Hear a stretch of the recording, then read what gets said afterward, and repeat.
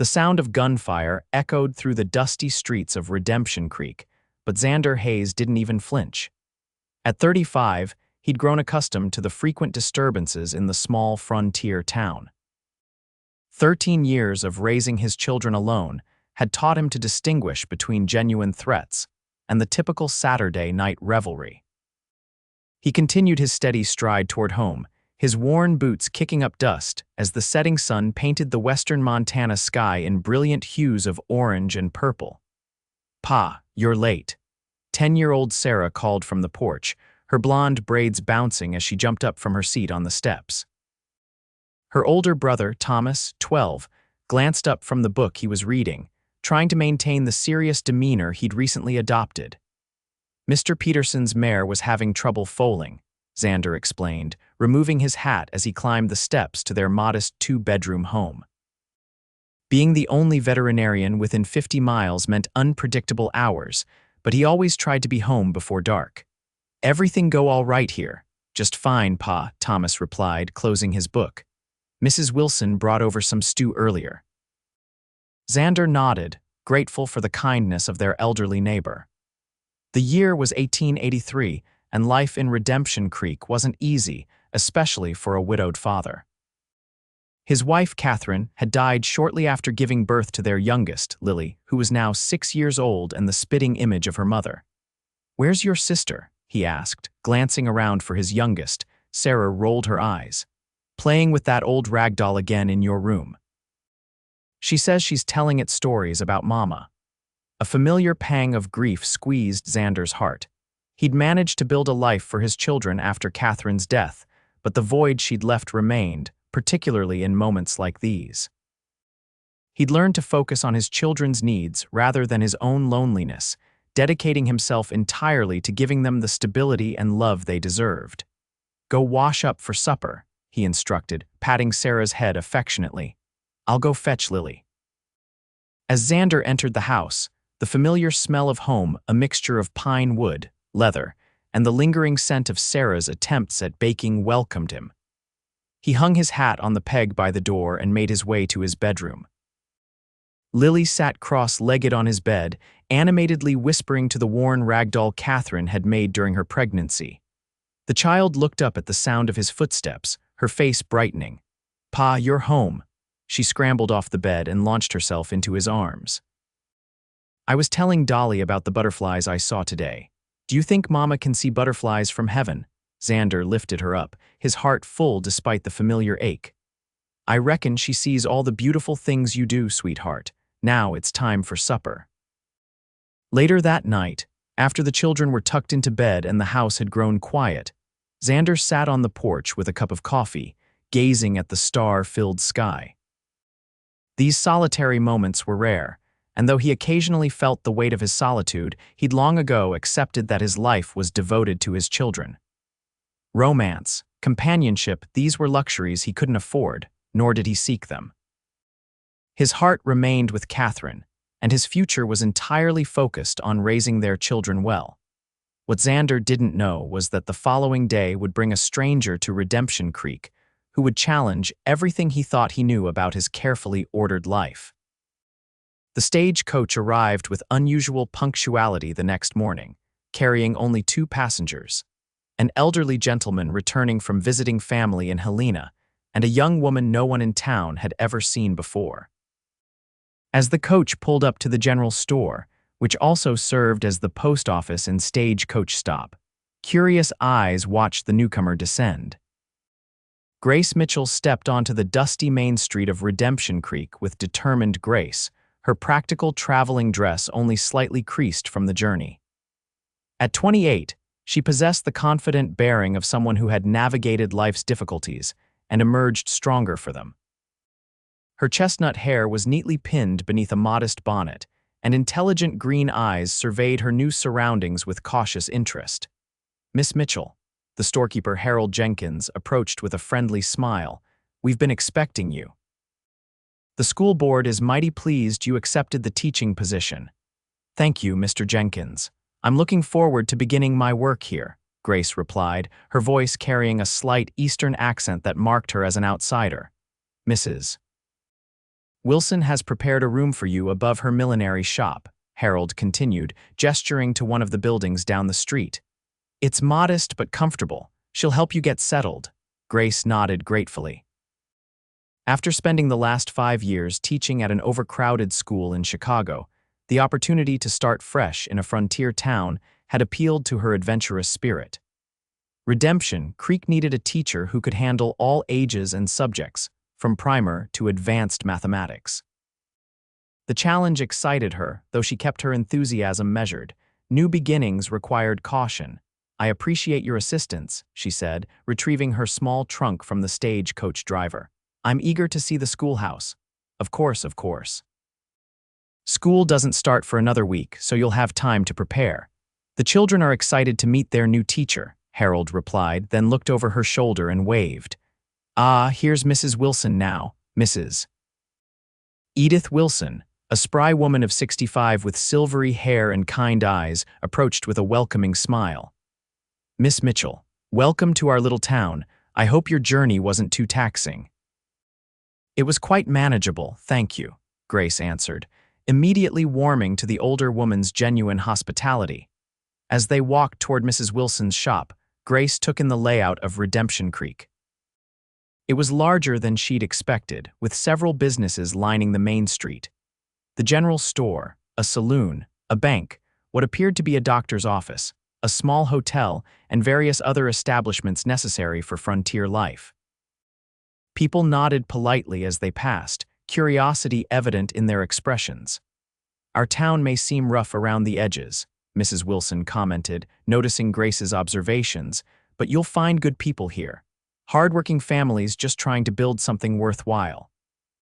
That's exactly the kind of community I hoped for, Grace replied sincerely. Mrs. Wilson led her to a tidy shop with a display window showcasing several fashionable bonnets. The stairs to your rooms are through the back. I've made sure everything is clean and ready for you. The accommodation was simple but charming: a bedroom, small sitting area, and a modest washroom. Grace was pleased to see bookshelves along one wall, currently empty but promising space for her substantial collection of books still en route from Chicago. This is perfect, she told Mrs. Wilson gratefully. I couldn't have asked for better.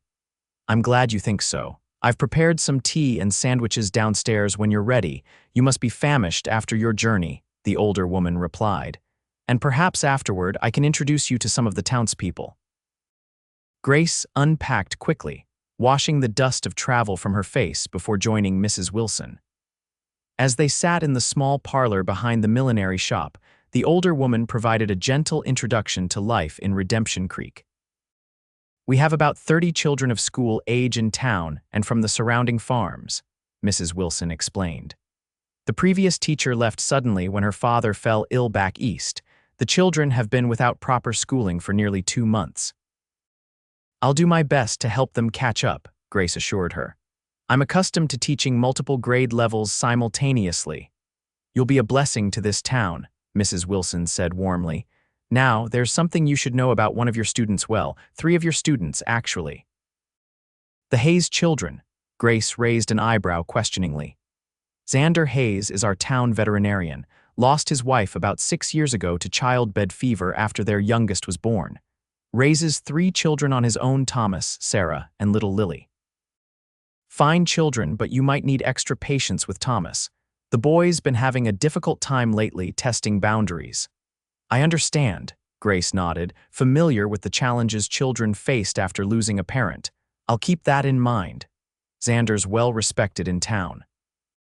Keeps to himself mostly, focused on those children and his work. But he serves on the school board, so you'll be meeting him soon enough. Grace absorbed this information with professional interest. As a teacher, knowing the family situations of her students was essential for understanding their needs. After finishing their tea, Mrs. Wilson suggested they visit the schoolhouse. The small wooden building sat on the edge of town, surrounded by a cleared yard where children could play during breaks. It was simple but sturdy, with large windows to allow in natural light.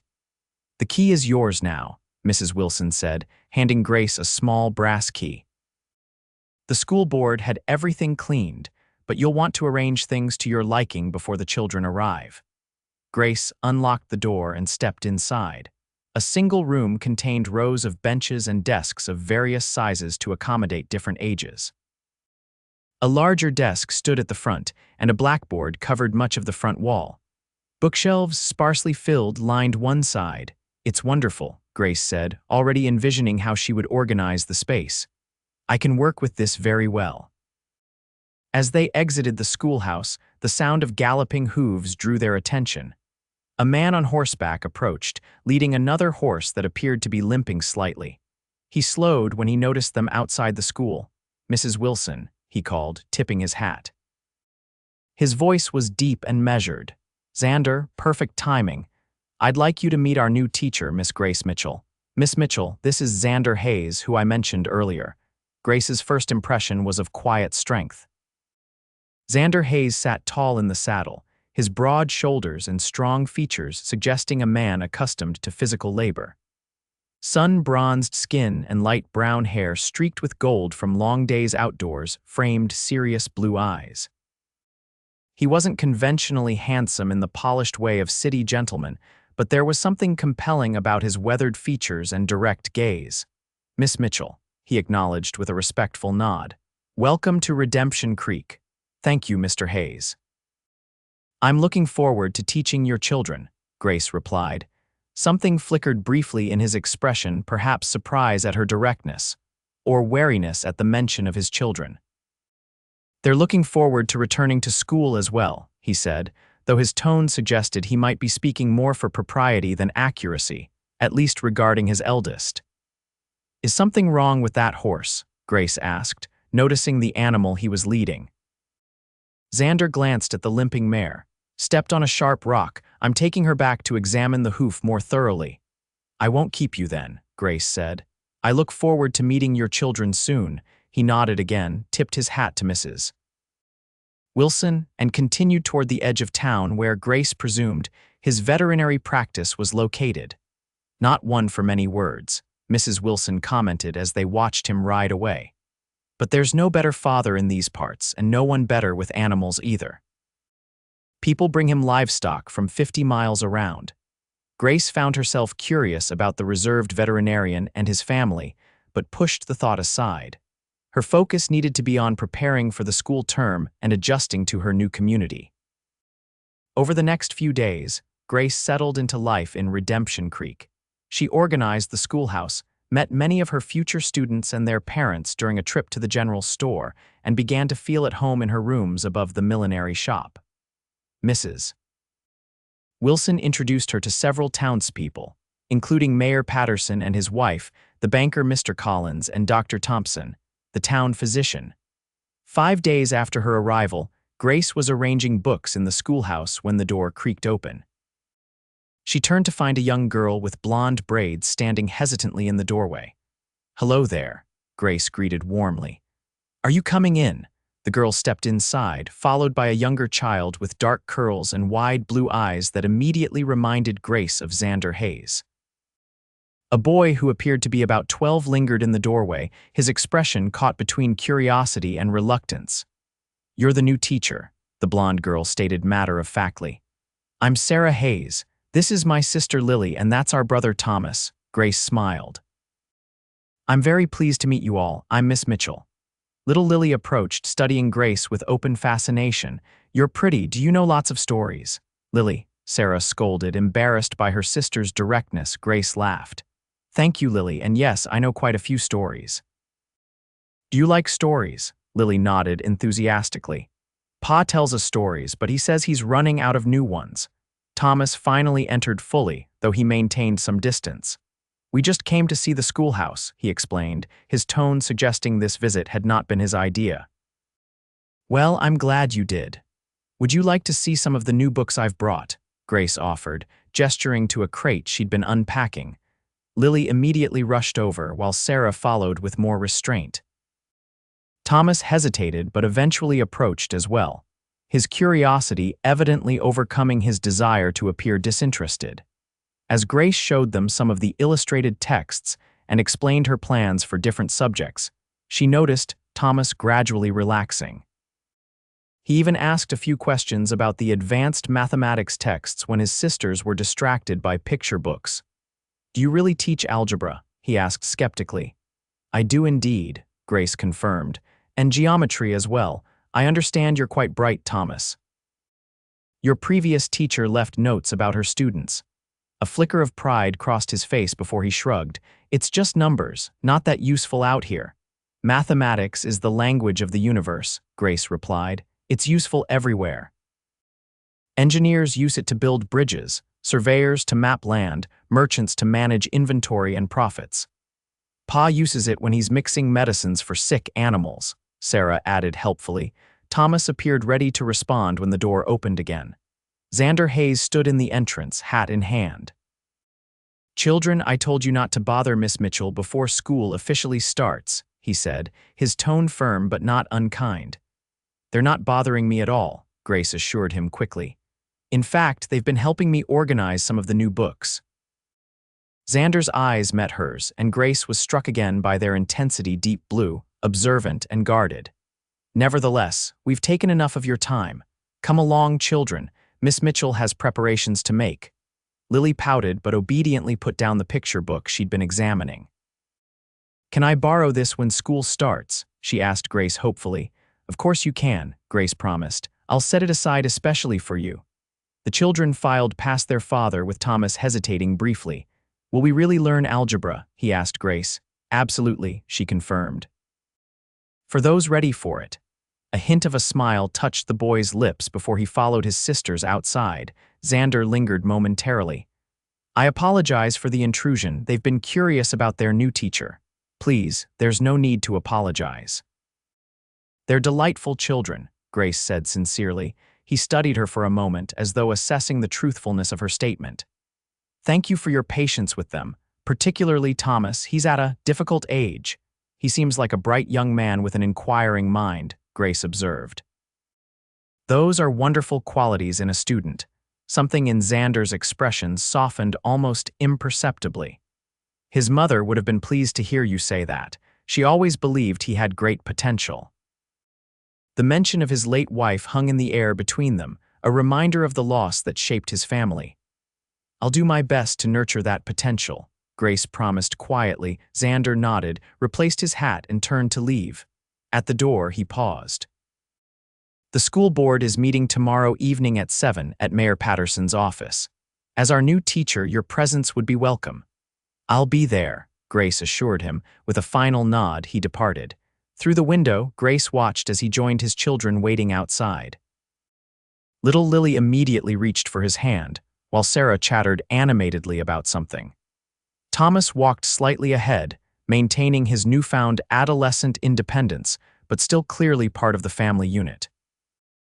There was something poignant about the sight of the four of them making their way down the dusty street, a family bound together by love and loss.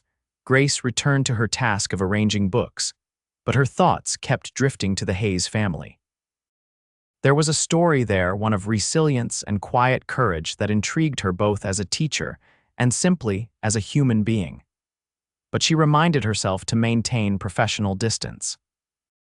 Getting emotionally involved with the families of her students was inadvisable, especially when she was still establishing herself in a new community. Still, as she locked up the schoolhouse later that afternoon, Grace couldn't help but wonder about the reserved veterinarian and the life he had built for his children after tragedy had struck. Such strength of character was rare, and despite her best efforts to remain detached, she found herself admiring it. The next evening, Grace arrived at Mayor Patterson's office promptly at 7 for the school board meeting. The mayor greeted her warmly, introducing her to the other board members she hadn't yet met. Xander Hayes arrived moments later, nodding politely to everyone present. The meeting proceeded efficiently, with discussions about the school budget, needed repairs to the building's roof, and the curriculum Grace had proposed. She found the board generally supportive of her ideas, particularly her suggestion to include more advanced subjects for older students who might benefit from them. "Miss Mitchell, while we appreciate your enthusiasm, some of these topics seem rather academic for our community's needs," Mr. Collins, the banker, commented with a hint of skepticism. Most of our young men will work ranches or trades, and our young ladies will manage households. Grace had encountered this perspective before and was prepared to address it. Mr. Collins, I understand your concern. However, I believe a solid education serves every student, regardless of their future path.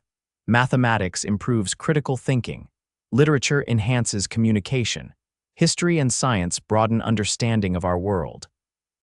The girl has a point, Mayor Patterson interjected. Times are changing. The railroad's coming closer every year, bringing new opportunities. I agree with Miss Mitchell, Xander spoke up unexpectedly. All eyes turned to him, suggesting this level of participation was unusual. Education isn't just about practicality, it's about possibility. Grace glanced at him, surprised by his support. His expression remained impassive, but there was conviction in his words. Well said, Hayes, the mayor nodded. Let's give our new teacher the freedom to implement her curriculum and evaluate its effectiveness after the term. The meeting continued, eventually turning to the matter of school supplies. Grace mentioned the shortage of readers for younger students, and several board members agreed to contribute to purchasing new ones. As the meeting concluded, Grace gathered her notes, pleased with the outcome. She had expected more resistance to some of her ideas, but found most of the board reasonable and supportive. Miss Mitchell, Xander approached as others were leaving. I wanted to ask about Thomas. Grace set down her papers, giving him her full attention. Of course. He mentioned your discussion about mathematics, Xander continued. It's the first time he's expressed interest in school in quite a while. He's clearly capable of advanced work, Grace observed. Sometimes bright students act out when they're not sufficiently challenged. Xander considered this. His mother was teaching him beyond his grade level before she passed. I've tried to continue when I can, but with work and the girls. I understand, Grace assured him. I'll make sure he has material that engages his abilities. I appreciate that. He hesitated before adding, he has his mother's mind. Quick, curious, Catherine always said he'd go further than both of us. The mention of his wife was casual but held a wealth of emotion beneath the surface. Grace wondered how often he spoke of her to others. Children often carry the best of those we've lost, she said gently. It keeps their memory alive in meaningful ways. Something shifted in Xander's eyes, a flicker of surprise, perhaps at her perception or her willingness to acknowledge his loss directly.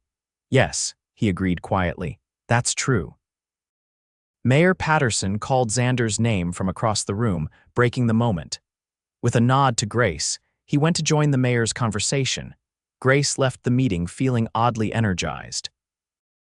The challenge of her new position, the support of the board, and the promise of making a difference in her students' lives, particularly Thomas Hayes, filled her with purpose. And though she tried not to dwell on it, there was something about Xander Hayes that intrigued her. Not romantically, she told herself firmly. It was simply admiration for a man who had faced adversity with dignity and devotion to his children. Or at least, that's what she chose to believe. The first day of school arrived with clear skies and mild September weather. Grace stood at the schoolhouse door, greeting each student as they arrived. The children ranged in age from 6 to 14, representing the families of Redemption Creek and surrounding homesteads. Some came on horseback, others walked from town, but all arrived with the mixture of excitement and apprehension that marked the beginning of a new school year. The Hayes children arrived together, Thomas leading the way with an air of casual indifference that didn't quite mask his interest. Sarah greeted Grace politely, while Lily bounced with excitement, immediately asking about the picture book Grace had promised. The morning passed quickly as Grace assessed her students' abilities and established classroom procedures. She was pleased to discover that despite the gap in their formal education, most had continued learning in some capacity during the summer. By noon, when she dismissed them for the midday meal, Grace felt confident that she had made a good start. Some children returned home for lunch, while others ate from pails and baskets in the schoolyard. Grace had brought her own meal and was sitting on the schoolhouse steps when she noticed the Hayes children under a nearby tree. Thomas was reading, while the girls appeared to be playing some sort of game with pebbles. On impulse, Grace walked over to join them. May I sit with you? She asked. The children looked surprised but made room for her. Grace noticed their lunch was simple but well prepared: sandwiches, apples, and what appeared to be homemade cookies. Did your father make your lunch? She asked conversationally. Sarah nodded. Pa makes our meals most days. He says it's important we eat properly, even if his cooking isn't fancy. He's gotten much better, Thomas added, looking up from his book. You should have tasted his first attempts after. He trailed off, suddenly self-conscious. After Mama died, Lily finished matter-of-factly. Pa says it's okay to talk about her. Grace admired Xander's approach. In her experience, some families avoided mentioning deceased loved ones, creating a painful silence around their memory. That's very wise of your father, Grace said. What was your mother like? The question opened a floodgate. Sarah described their mother's skill at sewing and storytelling. Thomas, gradually setting aside his book, spoke of her love of mathematics and astronomy. Lily, who had no personal memories, shared the stories her siblings and father had told her. Pa says I have her laugh, Lily said proudly. And her stubbornness, Thomas added with a smirk, earning a glare from his younger sister. Grace listened, touched by their willingness to share these memories with her. She sounds like a remarkable woman. She was, Thomas said quietly. Pa's never been the same without her. The simple observation, spoken with a child's directness but an older soul's understanding, tugged at Grace's heart. Before she could respond, the conversation was interrupted by another student calling Thomas's name. The boy excused himself to join a game of catch forming on the far side of the yard. The afternoon session went smoothly, with Grace dividing the children into groups based on their abilities rather than strictly by age. She kept Thomas with the advanced students for mathematics and reading, noticing how his posture straightened with pride when challenged with more difficult material. At day's end, as children gathered their belongings, Grace approached Thomas. I have something for you, she said, handing him a worn book. It's my personal copy of Euclid's Elements, the foundation of geometry. I thought you might find it interesting. Thomas took the book carefully as though being handed a treasure. This is yours. On loan, Grace clarified with a smile. My father gave it to me when I was about your age. It changed how I saw the world. The boy ran his fingers over the embossed cover. Thank you, Miss Mitchell. I'll be careful with it. I know you will, she assured him. We can discuss it whenever you have questions. As the Hayes children left together, Grace felt a deep satisfaction. This was why she had become a teacher, to witness that spark of excitement when a student discovered something new, something challenging that expanded their understanding of the world. The first week of school established a rhythm that suited both teacher and students. Grace introduced new material gradually, adjusting her approach based on each child's abilities and interests.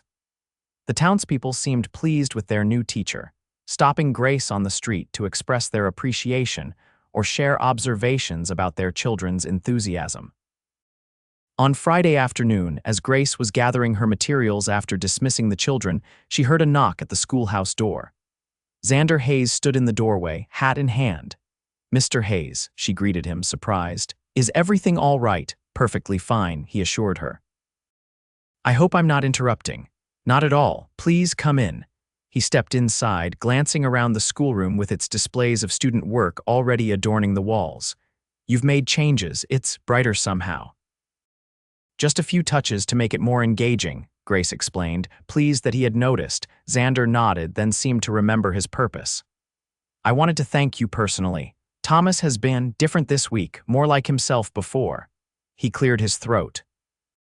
He's been reading that mathematics book until well past his bedtime. I haven't seen him this engaged in years.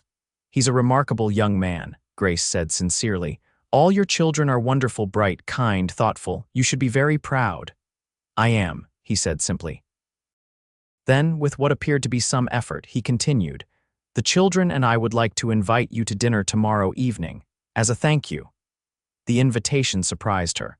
From what she'd gathered, the Hayes family kept largely to themselves outside of necessary community interactions. That's very kind, she replied. I'd be delighted to accept. Good. He appeared relieved, as though he'd expected refusal. Around 5, our place is just past Dr. Thompson's office, heading east out of town, the white house with the red barn behind it. I'll find it, Grace assured him. Should I bring anything? Just yourself, he said, replacing his hat. The children are looking forward to it. He hesitated before adding, as am I.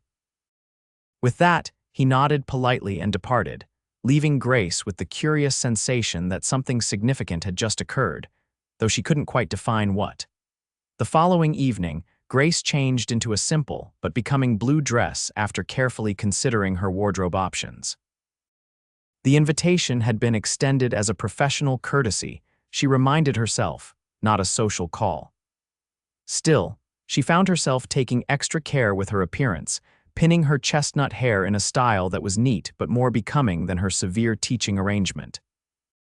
She walked the short distance to the Hayes home, enjoying the pleasant evening air. The white clapboard house came into view modest but well-maintained, with a covered porch and neat yard. A large red barn stood behind it, and beyond that, fenced paddocks where several horses grazed. It was a practical veterinarian's property, but there were touches of home evident in the flower beds flanking the porch steps and the swing hanging from a sturdy oak tree in the yard. Before Grace could knock, the door flew open to reveal Lily, her face alight with excitement. Miss Mitchell. You came, Pa, she's here, she called over her shoulder. Of course she's here, Lily. She said she would be, came Sarah's voice from inside. The older girl appeared behind her sister, offering a more composed greeting. Welcome to our home, Miss Mitchell. Thank you for inviting me, Grace replied, following them inside. The interior was simple but comfortable, with sturdy furniture and touches of domesticity that surprised her. Handmade curtains hung at the windows, and a colorful braided rug covered the main sitting area's wooden floor. Bookshelves lined one wall, filled with an eclectic collection that spoke of varied interests. Thomas emerged from what appeared to be the kitchen, nodding hello before announcing, Pa says supper's almost ready. Xander followed his son, wiping his hands on a cloth. He looked different in his home setting, more relaxed, though still with that quiet watchfulness that seemed intrinsic to his nature. He'd changed from his work clothes into a clean shirt and trousers, his hair still damp as though freshly washed. Miss Mitchell, he greeted her. I hope you found the place without trouble. Easily, she assured him. You have a lovely home. It's nothing fancy, he replied with a slight shrug, but it serves us well enough. I helped set the table, Lily announced proudly, and I picked flowers for the middle. I can see that, Grace said, noticing the wildflowers arranged somewhat haphazardly in a mason jar on the dining table visible through the doorway. They're beautiful. Supper's ready if you'd like to sit down, Xander offered, gesturing toward the dining area. The meal was simple but delicious roast chicken. Vegetables, from what Xander explained, was their own garden, and fresh bread that Sarah had helped bake. The children dominated the conversation initially, eager to share school stories and ask Grace questions about her life before coming to Redemption Creek. Were you always a teacher? Sarah asked as she passed the potatoes. Not always. I started teaching when I was 20, after attending normal school in Chicago. Before that, I helped in my father's bookshop. Is that why you have so many books? Thomas inquired, more animated than Grace had yet seen him. Partially, she smiled. My father believed books were the greatest source of adventure and knowledge available to us. Our home was filled with them. Like Pa with his veterinary journals, Sarah observed. Xander, who had been mostly quiet during the meal, looked slightly embarrassed. Hardly the same as literature. Knowledge is knowledge, Grace countered, and medical journals require significant understanding. I've always admired those in healing professions. My father wanted me to become a doctor, actually. This seemed to surprise Xander. Why didn't you? Medical colleges rarely accept women, she explained. And to be honest, I discovered I loved teaching too much to pursue anything else. There's something extraordinary about watching a child grasp a new concept that moment when understanding dawns. Like when you explained fractions using apple slices, Lily contributed enthusiastically. I never understood them before. The conversation flowed more easily after that. Grace learned that Xander had trained with a veterinarian in Denver before settling in Redemption Creek 15 years ago. He and Catherine had married young, building their life together with optimism and determination.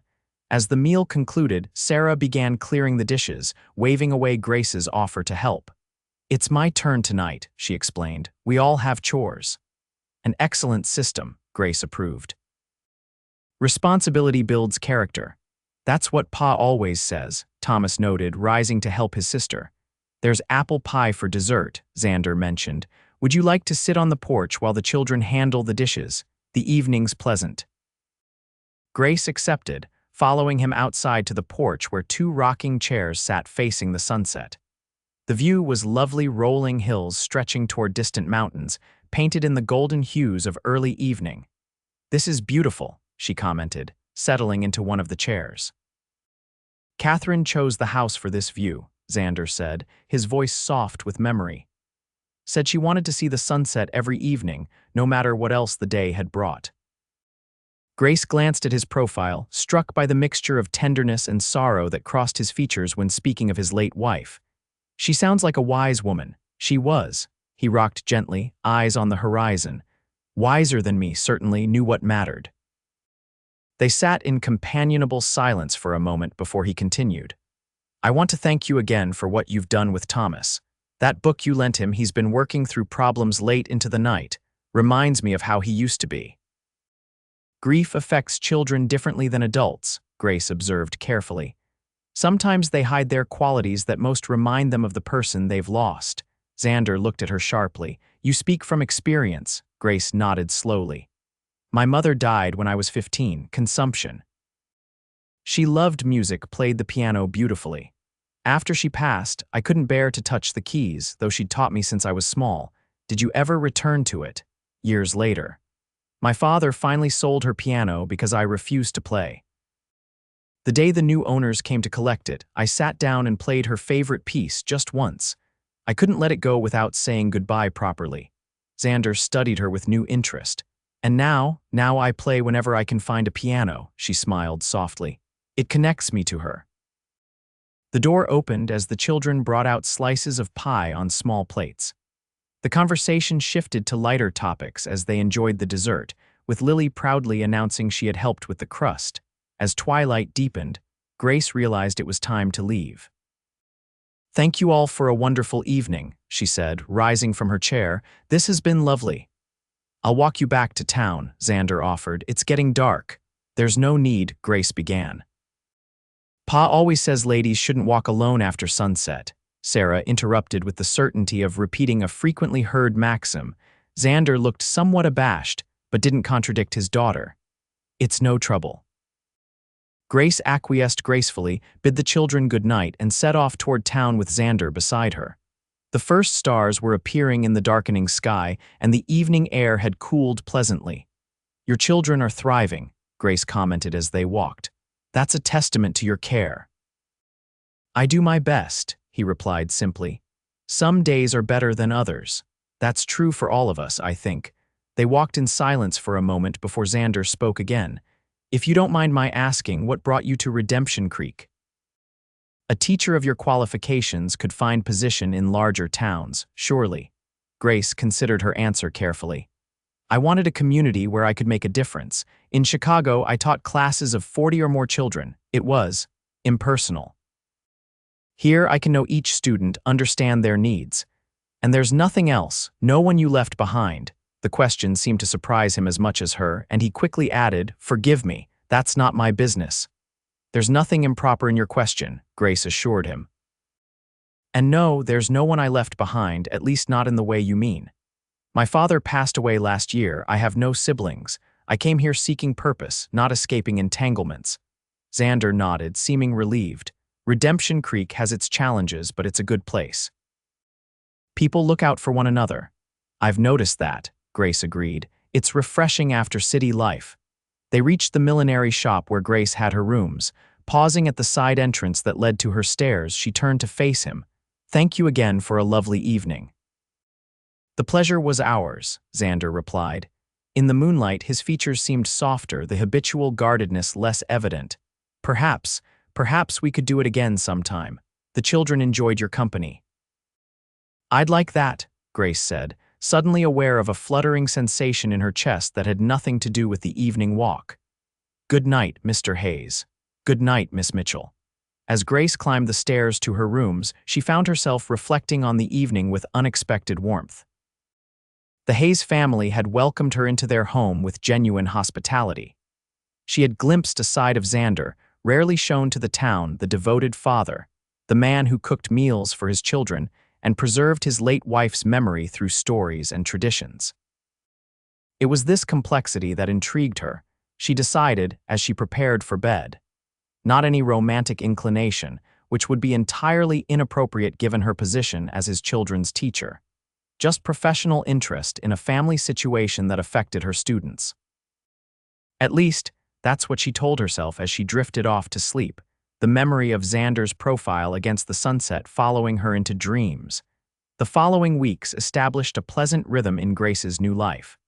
School days were busy but fulfilling as her students progressed in their studies.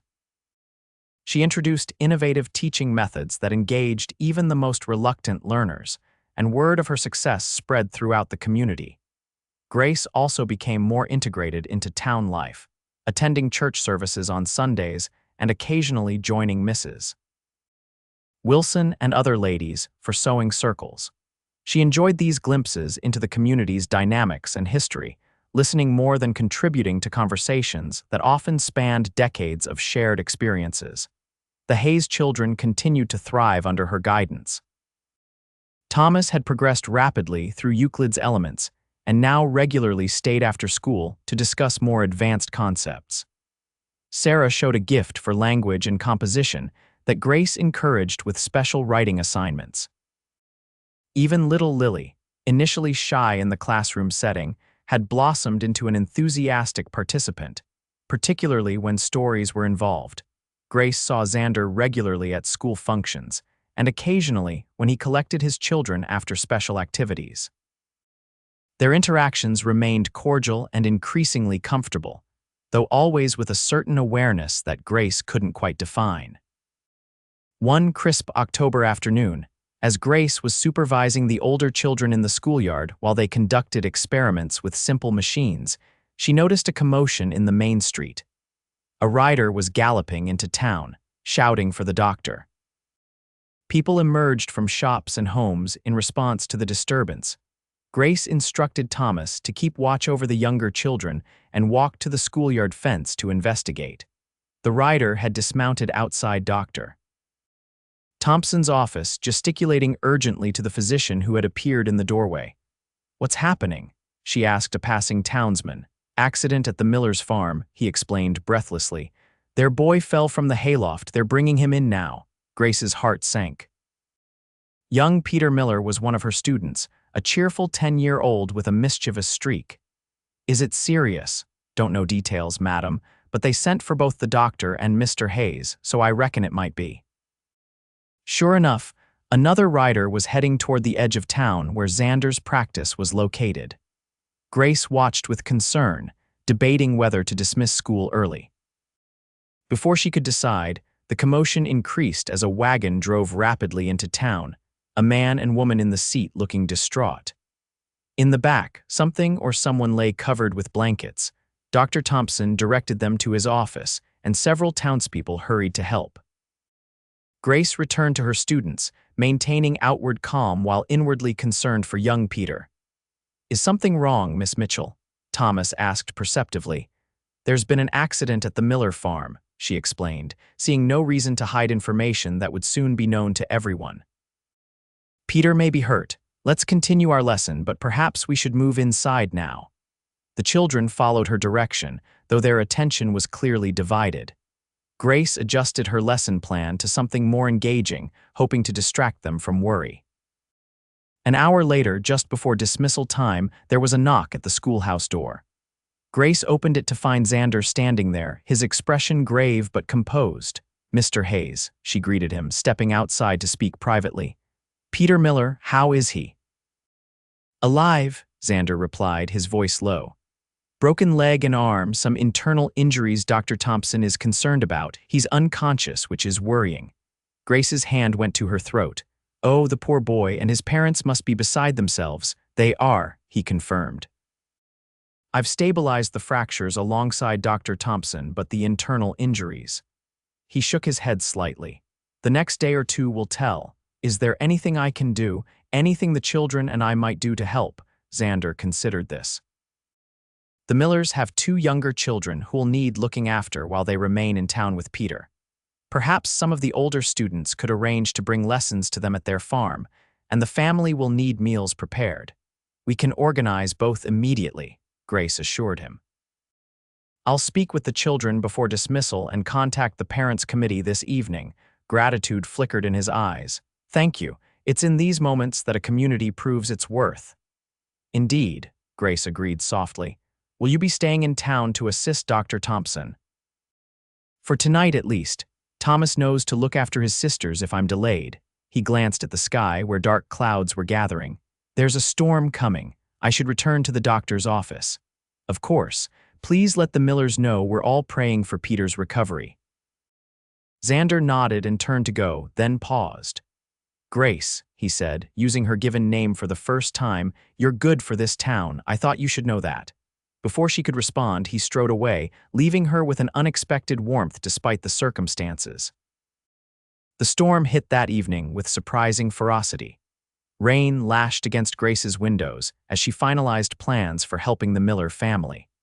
The parents' committee had readily agreed to arrange meals, and several older students had volunteered to bring lessons to the younger Miller children. A crack of lightning illuminated her room, followed almost immediately by a tremendous thunderclap that suggested the strike had been very close. Grace jumped, her pen leaving an inadvertent mark across the paper where she'd been writing. Another flash and boom followed, even closer than the first. Suddenly, shouts came from the street below. Grace hurried to the window and peered out through the rain-streaked glass. Several men were running toward the far end of town, where an orange glow was becoming visible against the night sky, fire. Grace grabbed her shawl and hurried downstairs, where Mrs. Wilson was already at the shop door, looking out anxiously. What's burning? Grace asked, joining her. Can't tell exactly, the older woman replied, straining to see through the downpour. Somewhere past the livery stable. Lord help us if it spreads in this wind. More people were rushing toward the blaze, carrying buckets. Despite the heavy rain, the fire appeared to be growing, suggesting it had started inside a building where the rain couldn't immediately douse it. I'm going to see if I can help, Grace decided, reaching for her coat. Be careful, Mrs. Wilson cautioned. That lightning's striking mighty close.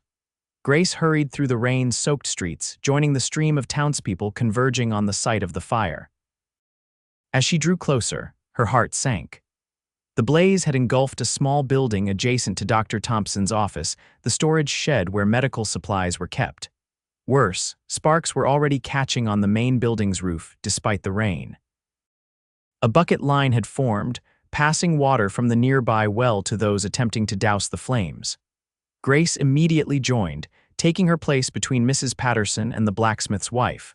Lightning strike, Mrs. Patterson explained breathlessly as they passed buckets. Hit the shed directly. The alcohol and ether stored there went up instantly. The patients, Grace asked urgently, thinking of young Peter, being evacuated to the hotel, came the reply. Dr. Thompson and Mr. Hayes are moving them now. Relief flooded through Grace, though it was short-lived as she saw the fire leap to the main building's roof. The wind was driving the flames toward the doctor's office, despite everyone's best efforts. For nearly an hour, the townspeople fought the blaze as the storm continued around them. Grace's arms ached from passing heavy water buckets, and she was soaked to the skin, but she persisted alongside her neighbors. Finally, the combination of their efforts and the continuing rain began to prevail. The fire in the shed burned itself out, having consumed everything flammable, and the flames on the doctor's office roof were gradually extinguished. Exhausted but relieved, Grace helped pass the final buckets before the fire chief declared the danger past. The shed was completely destroyed, and the doctor's office had sustained significant damage to the roof and one wall, but the main structure remained intact. As the crowd began to disperse, Grace looked around for familiar faces. She spotted Dr. Thompson talking urgently with the mayor, gesturing toward the damaged building. Of Xander, there was no immediate sign. Grace made her way toward the hotel, where she'd heard the patients had been taken. The lobby had been transformed into a makeshift medical area, with several pallets laid out for those who had been under Dr. Thompson's care. Hotel staff bustled about with blankets and hot tea for both patients and the soaked firefighters. In a quiet corner, Grace found the Millers huddled around a small cot where Peter lay motionless. Mrs. Miller looked up as Grace approached, her face drawn with worry. "Miss Mitchell," she acknowledged wearily. "How is he?" Grace asked softly, noting the boy's pallor. "No change," Mr. Miller replied. "Mr. Hayes says that's not necessarily bad. The body needs time to heal." Speaking of Xander, Grace spotted him across the room, conferring with the hotel owner. He looked exhausted, his clothes smoke-stained and damp, but he moved with purpose, clearly focused on ensuring the patient's needs were met. "Is there anything I can do for you?" Grace offered the Millers. "The school has arranged meals for your family and lessons for the younger children." "Is there anything else you need?" Mrs. Miller's eyes welled with tears. "You're very kind. I can't think beyond Peter right now, but knowing the other children are cared for eases my mind." Grace squeezed the woman's hand comfortingly before moving away to allow the family their privacy. As she turned, she found Xander approaching. "You should get dry clothes," he said by way of greeting, his eyes taking in her sodden appearance. "You'll catch your death." "I could say the same to you," she replied, noting his equally drenched state. A hint of a smile crossed his tired face. "Fair point, but I'm needed here a while longer." "How bad is the damage to Dr. Thompson's office?" "Bad enough. Most of his supplies were in that shed. The medicines, instruments. It will take time to replace everything, and money the town may not have readily available." Grace frowned thoughtfully.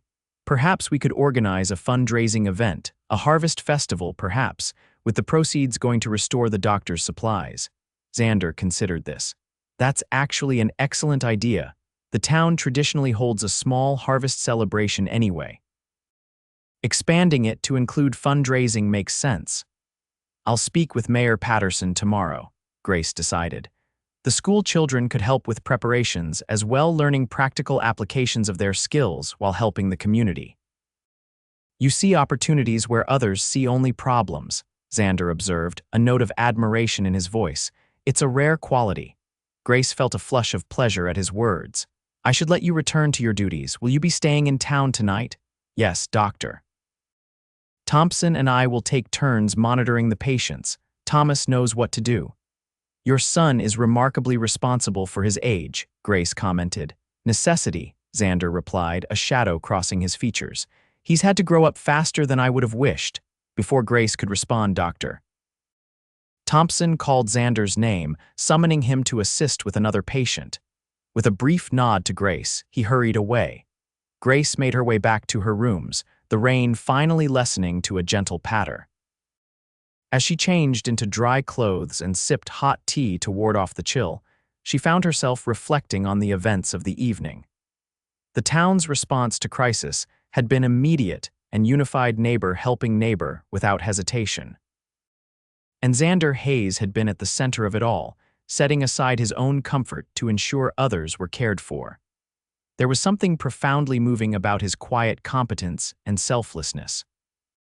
Grace had always valued such qualities, but seeing them demonstrated so clearly in the face of emergency stirred something deeper within her, an admiration that was quickly becoming dangerously close to attraction. She pushed the thought aside firmly. Her role as his children's teacher demanded professional boundaries. Besides, everything she had observed suggested Xander remained devoted to his late wife's memory. Opening her heart to such a man would only lead to disappointment. With that sensible reminder, Grace finished her tea and prepared for bed, trying to ignore the persistent image of Xander's face, illuminated by firelight as he worked tirelessly to save both buildings and lives. The following days brought a flurry of activity as the town rallied to support both the Miller family and the restoration of Dr. Thompson's office. Grace proposed the Harvest Festival fundraiser to Mayor Patterson, who enthusiastically endorsed the idea and established a committee to organize the event. Grace involved her students in the preparations, incorporating practical lessons into the festival planning. The older children calculated expenses and projected revenues, while younger students created decorations and practiced performances for the entertainment portion of the celebration. The Hayes children threw themselves into the project with particular enthusiasm. Thomas helped design games that would appeal to different age groups while generating funds. Sarah organized a group of girls to create handcrafted items for sale. Even Lily contributed by copying announcements in her careful printing for distribution throughout the town. Young Peter Miller remained unconscious for 3 days following his accident, causing great concern. When he finally opened his eyes on the 4th day, the news spread rapidly through town, bringing relief to everyone, especially his classmates. Though his recovery would be lengthy, Dr. Thompson was now confident the boy would heal completely. With the immediate crisis past, attention turned fully to the upcoming Harvest Festival, scheduled for the 3rd Saturday in October. The event would be held in the town square, with various attractions spread throughout the surrounding streets.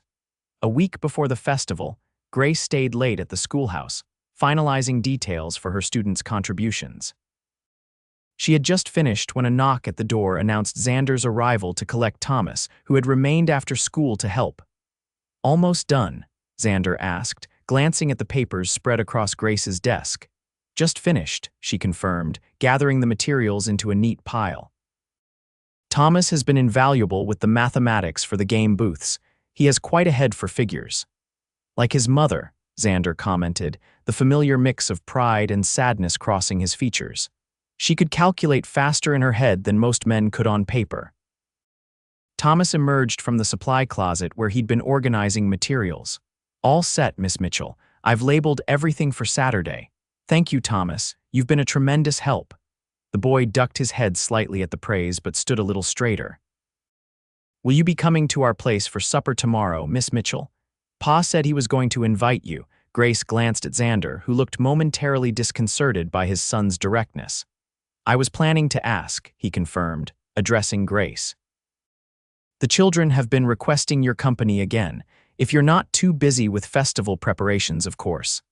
"I'd be delighted," Grace replied, trying to ignore the small thrill that ran through her at the invitation. "What time should I arrive?" 5 o'clock, Xander suggested. "Unless that's too early. 5 is perfect," she assured him. "Should I bring anything?" "Just yourself," he said, echoing his words from the previous invitation. As Grace gathered her belongings to leave, Thomas asked, "Pa, can Miss Mitchell see the new foal?" "It's probably strong enough for visitors now, if Miss Mitchell is interested," Xander replied, looking to Grace questioningly. "A new foal? I'd love to see it," she said with genuine enthusiasm. "It was born last week," Thomas explained as they walked outside together. "One of our mares had it. Pa says it's one of the strongest he's seen." "Perhaps we can show Miss Mitchell after supper tomorrow," Xander suggested, securing the schoolhouse door as Grace locked it from the outside. They parted ways at the main street, with Grace heading toward the millinery shop and the Hayes men toward their home on the edge of town. As she walked, Grace found herself looking forward to the following evening with more anticipation than was entirely appropriate for a simple supper with a student's family.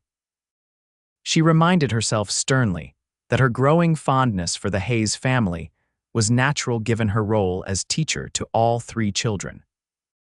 If her thoughts lingered more on the father than seemed strictly necessary for professional consideration, well, that was simply because his situation as a widowed parent raising 3 children alone was worthy of respect. The logical part of her mind knew this reasoning was becoming increasingly flimsy, but Grace chose not to examine her feelings too closely. Some truths were better left unacknowledged, especially when acting on them would be impossible. The following evening, Grace arrived at the Hayes home precisely at 5 o'clock, wearing a forest green dress that Mrs. Wilson had assured her brought out the color of her eyes. She had taken perhaps more care with her appearance than the occasion warranted, but justified it as appropriate respect for her hosts. Lily opened the door before Grace could knock, beaming with excitement. "Miss Mitchell, come see what I made for dessert. Pa helped, but I did most of it myself." "I can't wait," Grace replied, allowing herself to be pulled inside by the enthusiastic child. The house smelled wonderfully of roasting meat and baking bread. Sarah emerged from the kitchen, flour dusting her apron, to greet Grace warmly. "Pa's just finishing up with a patient," she explained. "A farmer brought in a sick cow, but he said to tell you he'll be in shortly. Can I get you some tea while you wait?" "That would be lovely, thank you," Grace replied, impressed by the girl's poised hostess manners. Thomas appeared from the direction of his bedroom, clutching a sheet of paper covered in mathematical notations. "Miss Mitchell, I've been working through those problems you assigned. I think I've solved most of them, but I'm stuck on the last one." "After supper, I'd be happy to look at them with you," Grace promised. The boy's dedication to learning continually impressed her. Sarah returned with tea just as the back door opened and Xander entered, removing his work coat. He appeared momentarily startled to see Grace already present in his home, but recovered quickly. "Miss Mitchell, welcome. I apologize for not greeting you properly. Farmer Jenkins brought in an ailing milk cow that couldn't wait." "No apology necessary," Grace assured him. "Your children have been excellent hosts." Xander smiled at his children with evident pride before excusing himself to wash up. When he returned minutes later, he had changed into a clean shirt, and his hair was damp from washing, giving him a more youthful appearance than his usual weathered demeanor. Supper was a lively affair, with the children eager to share their days with both their father and their teacher. Grace observed the easy interaction between Xander and his children with admiration. Despite his reserved nature, he was attentive and warm with them, listening to their stories with genuine interest and offering gentle guidance when needed. As Sarah and Thomas cleared the dishes after the main course, Lily proudly presented her contribution, an apple cobbler that, while somewhat lopsided, smelled delicious. "I made the topping all by myself," she announced as Xander served portions onto small plates. "It looks wonderful," Grace praised, accepting her serving. The cobbler proved as delicious as it appeared, and Grace complimented both Lily and Xander on their baking skills. "Pa's a good cook now," Lily informed her matter-of-factly. "But Thomas says he was terrible after Mama died." A look passed between Xander and his son, not anger at the revelation, but a shared memory that seemed to hold equal parts sorrow and humor. "I was indeed terrible," Xander confirmed with a rueful smile. "We ate a lot of burned biscuits and undercooked beans that first year." "We still ate better than the Wilkinson boys," Thomas pointed out loyally. "Their pa just gives them jerky and hardtack most days." "Well, I had motivation to improve," Xander replied, his eyes moving briefly to the small framed photograph on the sideboard. "Catherine Hayes, captured in a formal portrait, beautiful and serene. Your mother would have haunted me if I'd let you children grow up on jerky alone." He said it lightly, but Grace caught the undercurrent of emotion. These moments when he referenced Catherine were always tinged with a mixture of love and loss that Grace found deeply moving. After dessert, true to his promise, Xander suggested they visit the new foal. The evening was clear and mild, with a crescent moon providing enough light to navigate the short path to the barn without lanterns. The barn was warm and fragrant with the smell of hay and horses. Xander lit a lantern inside, illuminating the spacious interior with its row of stalls. He led them to a larger stall at the end, where a beautiful bay mare stood protectively beside a wobbly-legged foal. "Oh," Grace exclaimed softly, charmed by the sight. The foal was primarily chestnut-colored, with a white star on its forehead and white socks on its front legs. "It's beautiful." Xander corrected gently. "A colt, born just last Wednesday. He's going to be a fast one," Thomas said confidently. "Look at the length of his legs." The mare eyed them cautiously but seemed accustomed to human presence. The foal, curious despite its youth, took a few unsteady steps toward the front of the stall to investigate the visitors. "May I?" Grace asked, looking to Xander for permission to touch the animal. "Carefully," he advised. "Approach slowly and let him smell your hand first." Grace followed his instructions, extending her hand palm up toward the small velvet muzzle. The foal sniffed cautiously, then pressed its soft nose against her fingers. She stroked it gently, delighted by the silky feel of its coat. "He likes you," Lily observed, standing on tiptoe to see better. "What will you name him?" Grace asked, still stroking the foal's neck as it leaned into her touch. "We haven't decided yet," Sarah replied. "Pa says we should wait to see his personality." "A wise approach," Grace agreed. "Names should suit their bearers." The foal suddenly pulled back, returning to his mother's side with awkward urgency that made them all chuckle. "Still getting his legs under him," Xander explained. "But he's strong, should mature into a fine horse." They spent a little longer in the barn, with Xander showing Grace some of his other animals, 2 more horses, a milk cow, and a particularly friendly goat that Lily had adopted as a pet after it was abandoned by its mother. As they walked back toward the house, the children raced ahead, leaving Grace and Xander following at a more measured pace. "You have a beautiful home," Grace commented, gazing up at the star-filled sky, "and you've done a remarkable job with your children." Xander was quiet for a moment before responding. "It hasn't always been easy. There are days when I'm not sure I'm doing right by them. Catherine would have known better." "I think Catherine would be proud," Grace said softly. "They're wonderful children, kind, intelligent, responsible." "That reflects the care you've given them." He stopped walking, turning to face her in the moonlight. "Thank you for saying that. It means a great deal coming from you." Something in his voice made Grace's heart beat faster. They stood for a moment, close but not touching, the night air cool around them but somehow charged with unexpected warmth. The moment was broken by Lily's voice calling from the porch. "Pa, Miss Mitchell. Thomas says I have to go to bed, but I want to show Miss Mitchell my new drawing first." Xander smiled, the intimate moment passing. "Duty calls," he said lightly. Grace nodded, grateful for the interruption that prevented her from saying or doing something inappropriate. They continued to the house, where Lily proudly displayed her drawing before being ushered off to bed by Sarah. Thomas took the opportunity to show Grace the mathematics problems he'd been working on, and she spent a pleasant half-hour helping him work through the challenging final question. His quickness of mind impressed her anew. With proper education, this boy could achieve remarkable things. When it came time for Grace to leave, Xander insisted on walking her back to town despite her protests that she would be fine alone. "It's not proper for you to walk unaccompanied after dark," he said firmly. "The children will be fine for the short time I'm gone." They walked in companionable silence for part of the way, the moonlight guiding their path. Grace was acutely aware of his tall figure beside her, close enough that occasionally their arms brushed accidentally, sending an unexpected thrill through her each time. "I've been meaning to ask," Xander said eventually, "will you be participating in any of the festival activities yourself, or will you be solely supervising the children?" "I've promised to help with the baked goods booth in the morning," Grace replied. "And I'll be overseeing the children's performances in the afternoon. But otherwise, I hope to enjoy the festivities like everyone else." Xander nodded. "The children are excited about it. Lily talks of nothing else." "And you?" Grace asked. "Are you looking forward to the festival?"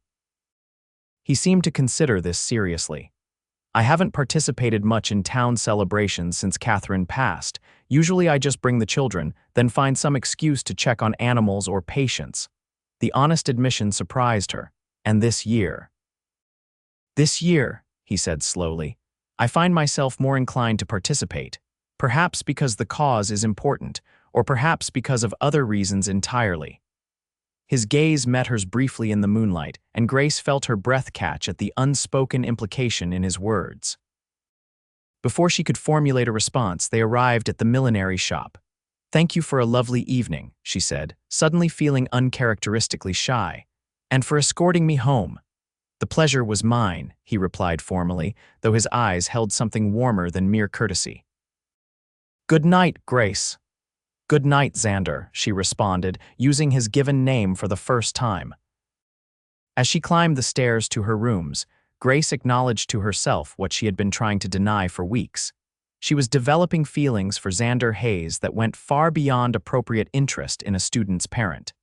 The realization was both thrilling and troubling. Opening her heart to a man still so clearly bound to his late wife's memory seemed like an invitation to heartache. And yet, something in his manner tonight in those quiet moments under the stars had suggested that perhaps she wasn't alone in experiencing these unexpected emotions. Grace prepared for bed with her mind churning. Wisdom dictated caution, especially given her position in the community. But her heart, long focused solely on her career and students, had apparently decided to awaken to new possibilities at the most inconvenient time possible. Sleep was a long time coming that night. The day of the harvest festival dawned clear and crisp, a perfect autumn day. Grace arrived at the town square early to help with final preparations, finding the area already bustling with activity as stalls were erected and decorations hung. Pumpkins, cornstalks, and autumn flowers adorned the square, creating a festive atmosphere. Grace joined Mrs. Wilson and several other ladies at the baked goods booth, arranging pies, cakes, and cookies for sale. She had contributed several loaves of spice bread, a recipe her mother had taught her years ago. As the festival officially opened at 10 o'clock, townspeople and visitors from surrounding farms began to arrive.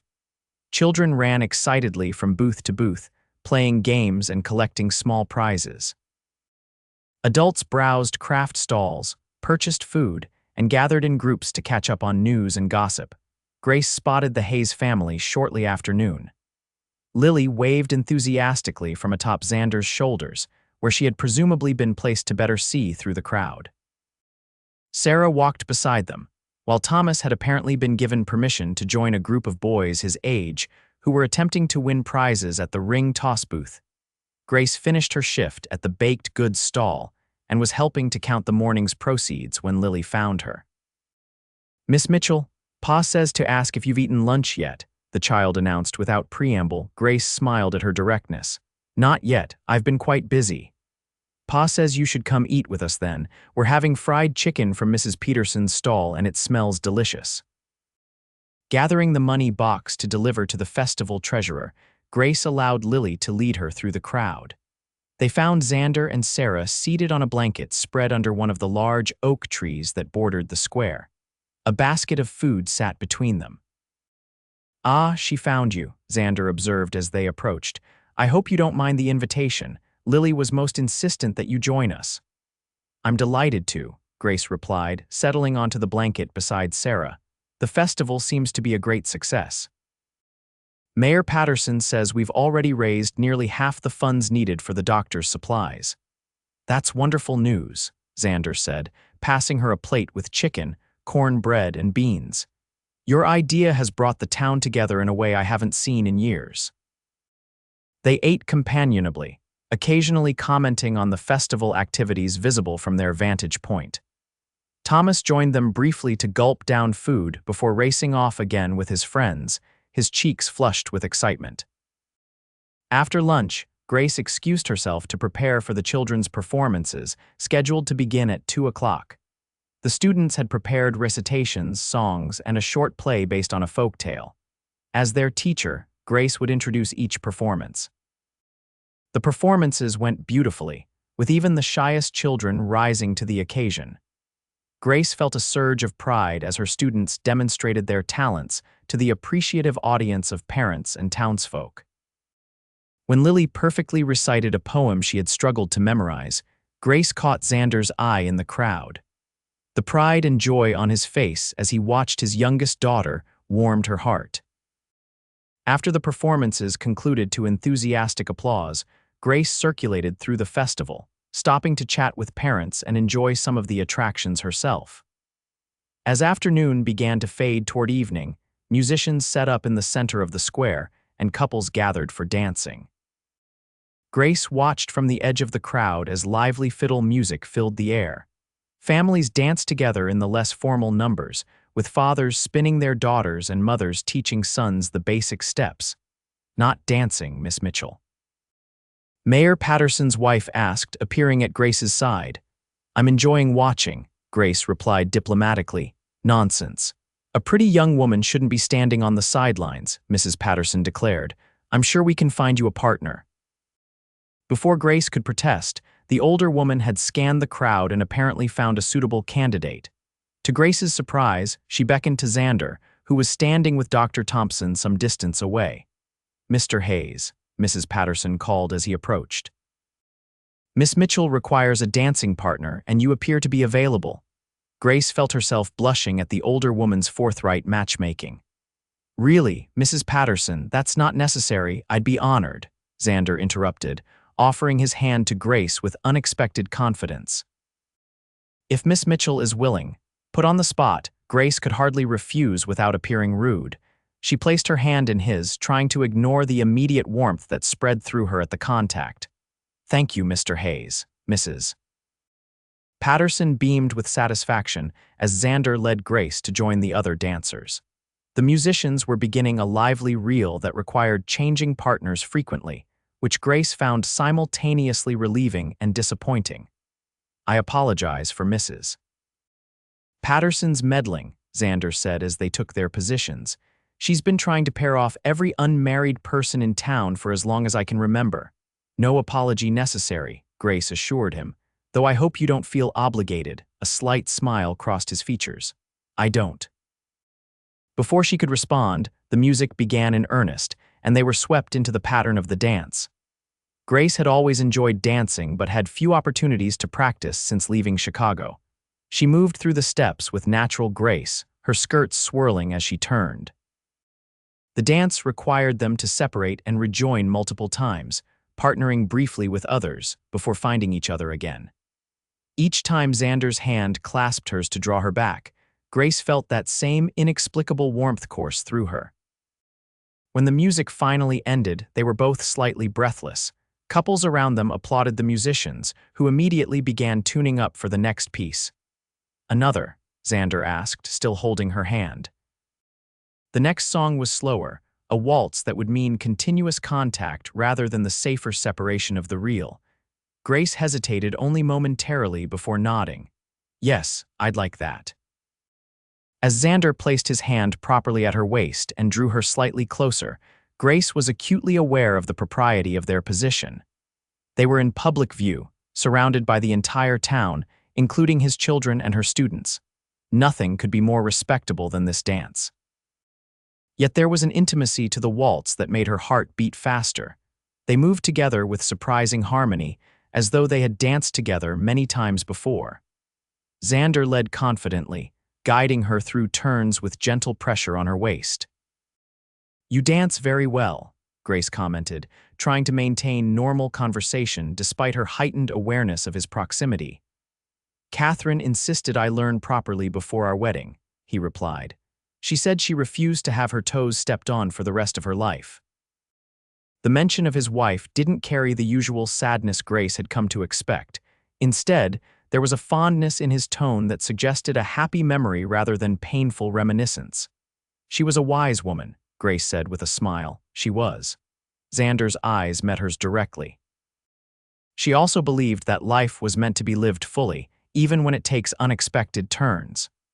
There seemed to be a deeper meaning in his words, but before Grace could decipher it, the music ended. They stepped apart, Xander releasing her hand with what felt like reluctance.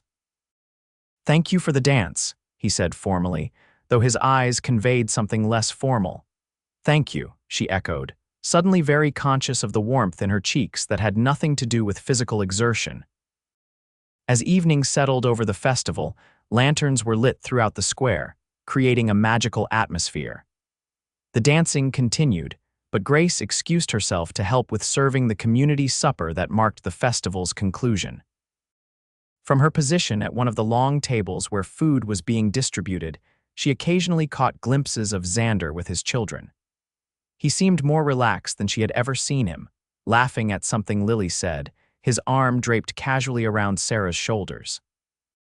When the meal was finished and the festival began to wind down, Grace helped with initial cleanup efforts until Mrs. Wilson insisted she had done enough for one day. Walking back toward the millinery shop, Grace felt pleasantly tired but satisfied with the day's success.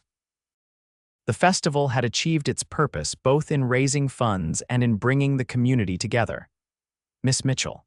She turned at the sound of Xander's voice, finding him approaching from the direction of the stables. He was alone, presumably having seen his children home first. "Mr. Hayes," she greeted him. "Where are your children?" "Home." Thomas is old enough to watch the girls for a short while. He fell into step beside her. "I wanted to thank you personally for today. The children had a wonderful time and the money raised for Dr. Thompson will make a real difference." "It was truly a community effort," Grace demurred. "Perhaps, but it was your idea that sparked it." They had reached the millinery shop and Xander stopped, turning to face her in the glow of a nearby lantern. "You've brought something special to Redemption Creek, Grace, a kind of energy that was missing before." The use of her given name and the earnestness in his voice caught her off guard. "I've only done what any teacher would do," she replied, though she was deeply touched by his words. "No," he said simply, "not any teacher. You." They stood in silence for a moment, the night air cool around them but somehow charged with unspoken feelings. Grace knew she should bid him good night and go inside, but found herself lingering, unwilling to end this moment. "I should let you rest," Xander finally said. "It's been a long day." "Yes," she agreed, though disappointment coursed through her. He took a step back, then hesitated. "Grace, there's something I've been wanting to ask you." Her heart quickened at his tone. "Yes." "Would you consider joining us for Sunday dinner tomorrow, after church services?" It wasn't what she had expected or perhaps hoped he might say, but the invitation pleased her nonetheless. "I'd be delighted." Relief and something like happiness crossed his features. "Good, that's good." He seemed about to say more, then apparently thought better of it. "Good night, then. Sleep well." "Good night, Xander," she replied softly. As she climbed the stairs to her rooms, Grace acknowledged to herself that her feelings for Xander Hayes had progressed far beyond what was wise or appropriate. Yet she couldn't bring herself to regret accepting his invitation, or to deny the happiness that bloomed within her at the thought of spending more time in his company. Whatever came of these feelings, if anything could or should remain to be seen. For now, she would simply allow herself to experience them without judgment or expectation. Sunday dawned bright and clear, the autumn air crisp but not uncomfortably cold. Grace dressed carefully for church services in her best blue dress, taking perhaps more time with her appearance than Sunday worship strictly required. Mrs. Wilson noticed her extra attention to detail, but made no comment beyond a knowing smile that Grace pretended not to see. The small church was filled to capacity, as was typical for Sunday services. Grace sat with Mrs. Wilson in their usual pew, trying not to be obvious as she glanced around for the Hayes family. They arrived just as the service was about to begin, with Lily waving enthusiastically, until Sarah nudged her to behave more decorously in church. Throughout the sermon, Grace found her attention wandering despite her best efforts to focus on Reverend Simmons's words about community and faith. Her gaze kept drifting to where Xander sat with his children, his profile strong and attentive as he listened to the preaching. After the service concluded, parishioners gathered outside to socialize before dispersing to their Sunday dinners. Grace exchanged pleasantries with several parents of her students before Xander approached, his children trailing behind him. "Miss Mitchell," he greeted her formally, mindful of the public setting. "I hope you're still able to join us for dinner." "I am, thank you," she confirmed. "Excellent. We're heading home now to prepare. Would you like to accompany us, or would you prefer to come later?" "I'll come with you now, if that's convenient," Grace decided, seeing no reason to delay. After informing Mrs. Wilson of her plans, Grace joined the Hayes family for the walk to their home. Lily immediately took her hand, chattering about the harvest festival and asking if Grace had enjoyed the dancing. Sarah walked on Grace's other side, more reserved but clearly pleased by her presence. Thomas ranged ahead with the independence typical of boys his age, occasionally stopping to examine something of interest before rejoining the group. Xander walked slightly behind them, seemingly content to let his children interact with Grace without his interference. When Grace glanced back at him once, she found him watching them with an expression she couldn't quite define, something between contentment and wistfulness. At the Hayes home, Grace offered to help with meal preparation. Sarah accepted gratefully, assigning her the task of peeling potatoes, while Sarah herself prepared a chicken for roasting. Xander disappeared briefly to check on his animals, returning with fresh eggs that Lily proudly announced would become custard for dessert.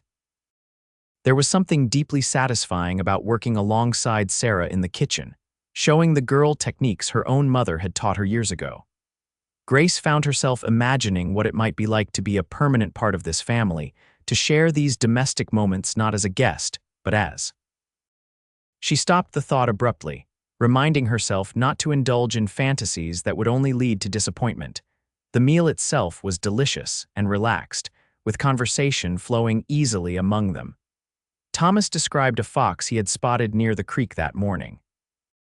Sarah discussed a book Grace had lent her from her personal collection. Lily regaled them with a convoluted story about the classroom gerbil that had everyone laughing. Throughout it all, Grace was acutely aware of Xander across the table, his quiet attentiveness to his children, the way his eyes crinkled when he smiled, how he occasionally glanced at her with a warmth that made her heart flutter inappropriately. After the meal, while Sarah and Lily cleared the dishes, Thomas asked if he could show Grace his latest mathematical work. Xander encouraged them to use his desk in the small room off the main living area that served as his office. Thomas proudly displayed several pages of calculations and geometric proofs he had been working on independently. Grace reviewed them with genuine admiration for his abilities, suggesting a few approaches for the problems he hadn't yet solved. "You have a remarkable mind, Thomas," she told him sincerely. "With proper education, you could achieve great things." The boy looked pleased but uncertain. "Pa needs me here for the veterinary practice and to help with the girls." Grace chose her words carefully. "Your father would want you to develop your talents fully. That might mean further education someday." "You mean college?" Thomas asked skeptically. "Nobody from Redemption Creek goes to college." "Perhaps it's time someone did," came Xander's voice from the doorway. He had been listening to their conversation. "Your mother would have wanted that for you." Thomas looked between his father and teacher, clearly surprised by this perspective. "But what about the practice? And Sarah and Lily?" Xander entered the room fully, placing a hand on his son's shoulder. "That's for me to worry about, not you. You're 12, Thomas. Your job right now is to learn all you can, develop your mind. The future will take care of itself." Something unspoken passed between father and son, an acknowledgement of the responsibilities Thomas had assumed following his mother's death, and a gentle relief from burdens too heavy for young shoulders. "Could I really go to college someday?" Thomas asked, the question directed more to Grace than his father. "With your abilities, I have no doubt you could," Grace assured him. "There would be examinations to pass, of course, and preparation required, but you're certainly capable." The boy's expression turned thoughtful, as though possibilities he had never considered were suddenly opening before him. "I'd like that, I think, to learn more." "Then that's what we'll aim for," Xander said firmly. "Now, I believe your sisters could use some help with those dishes." "Your education can still include practical skills." Thomas grinned and hurried off, his step noticeably lighter when they were alone. Xander turned to Grace. "Thank you for encouraging him. Catherine always believed Thomas would go further than either of us, but after she died. I've been so focused on keeping the family together, on the day-to-day necessities, that I haven't thought enough about their futures." "You've done an admirable job in difficult circumstances," Grace said sincerely. "But yes, Thomas has exceptional potential. It would be a shame not to nurture it." Xander nodded, his expression contemplative. "I've been thinking a great deal lately about the future, about possibilities I had set aside." His eyes met hers with a directness that made her breath catch. "You've helped me see things differently, Grace." The way he said her name, with a depth of feeling that went beyond mere friendship or gratitude, created a warmth that spread through her entire being. They stood close together in the small office, the moment stretching between them with unspoken significance. The clatter of dishes from the kitchen broke the spell, reminding them of the children's presence nearby. Xander stepped back slightly, though his gaze remained fixed on hers. "Perhaps we should join them," he suggested, his voice lower than usual. Grace nodded, not trusting herself to speak. As they left the office together, his hand brushed against hers, a touch so brief it might have been accidental. except for the way his fingers seemed to intentionally capture hers for just a moment before releasing them. The remainder of the afternoon passed pleasantly, with a walk to the creek where the children showed Grace their favorite spots for fishing and skipping stones. As the sun began to set, casting long shadows across the land, Xander suggested it was time to head back. "I'll walk you to town," he said as they approached the house. "That's not necessary," Grace began, but he shook his head. "I insist. Children, finish your evening chores while I'm gone. Thomas, you're in charge." The boy nodded, accepting the responsibility seriously. Grace bid the children goodbye, promising to see them at school the next day. As she and Xander walked toward town in the gathering dusk, a comfortable silence settled between them. "Thank you for including me in your family's day," Grace said eventually. "It was lovely." "They enjoy your company," Xander replied. "As do I." The simple statement, spoken without embellishment, carried a weight of meaning that Grace felt keenly. They continued walking, the twilight deepening around them until they were nearly at the millinery shop. "Grace," Xander said, slowing his pace, "there's something I need to say to you." Her heart quickened at his tone. "Yes." He stopped walking entirely, turning to face her. In the fading light, his expression was difficult to read, but his voice was steady and certain. "I've spent the past 6 years believing that part of my life was over the part that involved feelings beyond those for my children. I accepted that as the way things would be. I had my memories of Catherine, my responsibilities to the children, my work. It seemed enough." Grace stood very still, hardly daring to breathe as he continued. "But lately, I've found myself wanting more, thinking about possibilities I had closed off." His eyes held hers intently. "Because of you." The admission hung in the air between them, profound in its simplicity. Grace's heart pounded as she searched for the right response. "I've developed feelings for you that go beyond what's appropriate for my children's teacher," Xander continued when she remained silent. "I've tried to ignore them, to remind myself of all the reasons why I shouldn't feel this way. But I find I can't deny them any longer."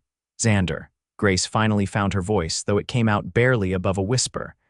"I've been experiencing similar feelings I wasn't sure I should acknowledge, much less express." Relief crossed his features, followed by something deeper. "I don't know what comes next," he admitted. "This is unfamiliar territory for me, but I wanted you to know where I stand."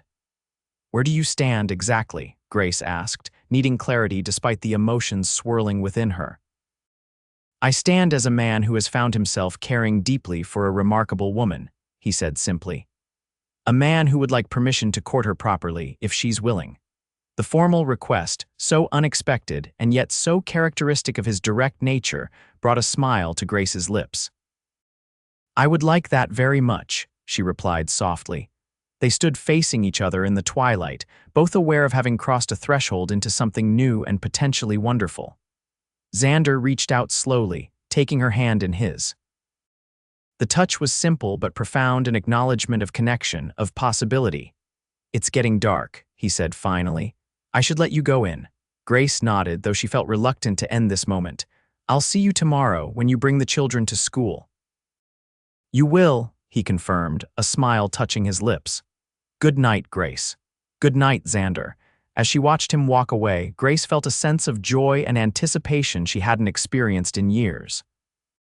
The future suddenly held possibilities. She had never allowed herself to imagine possibilities that included not just her career, but perhaps a family of her own as well. The weeks that followed took on a new quality for Grace. Her days remained filled with teaching and school responsibilities, but now there were additional moments to anticipate: Xander waiting to walk her home after school events, invitations to Sunday dinners with the Hayes family, occasional evening walks together when Thomas was deemed old enough to watch his sisters for short periods. Xander courted her with a directness and sincerity that Grace found deeply appealing. There were no grand gestures or elaborate declarations; those weren't his way. Instead, there were thoughtful conversations about books they both enjoyed, his interest in her teaching methods, her admiration for his work with animals.